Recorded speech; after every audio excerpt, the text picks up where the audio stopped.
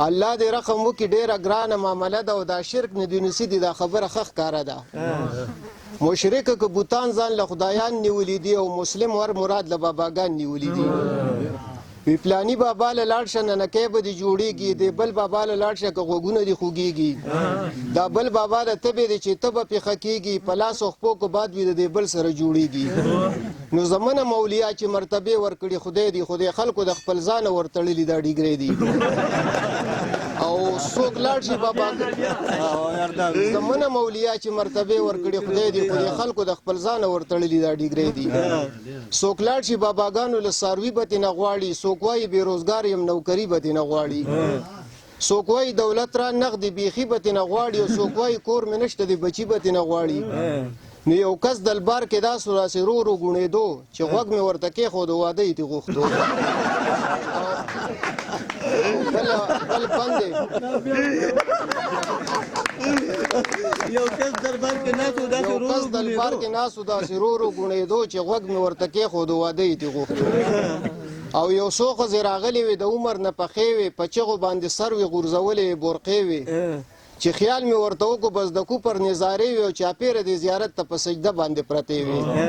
څه بل شان عجیبه شانته سوالونه یې کول او د قبر چې څه کاڼي و دوی ځان پورې مږلی نو یوې وې بابا خاوند مې نه مني خبره تعویض او دم درود پې اثر نه کوي د سره دې بلې وې زما خو د خاوند نه کېږي یره او دا کور ترې نه خالي که چې بیا ګرځم بې خطره نو د ده نه کونډه ښه یم بابا وایي که څه غم او که دا کار دې ونه کړو کرامات دې نه منم نو بیا بلې وې بابا چې جهنم دې راته کور و غلطي مې پکې نشته بې ګناه سوځم په اورو د زوی دا زړه مې که د خپلې ښځې نه ته تور او یا مړه دغه بلا که چې شم خلاصه د انګورو نو ماوې خانه دا سوال دې د کوو قابل خو نه دی او یا ترورې دا بابا دی اجرتي قاتل خو نه دی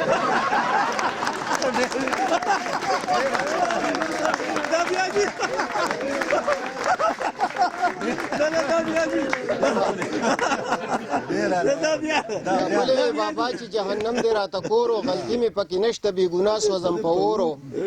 د زوی دا زړه مې که د خپلې ښځې نه ته تور او یا مړه دغه بلا که چې شم خلاصه د انګورو نو ماوې خانه دا سوال دې د کوو قابل خو نه دی او یا ترورې دا بابا دی اجرتي قاتل خو نه دی نو په ګوټ کې یو ملنګ ناسو چې دغه منجورو د چرسو په چیټه باندې راښکته د ده سر و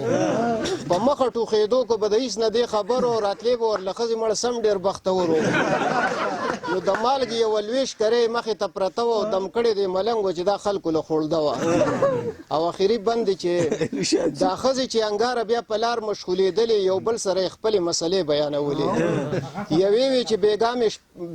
چې بېګا مې ټوله شپه خپې خوږېدلې او سحر وختې خو ځکه دې بابا له هم راغلې نو دې بلې وې ساده ښځې د ده کار خو بدل دی دې نورو مسلو له دې د خپو بابا خو بل دی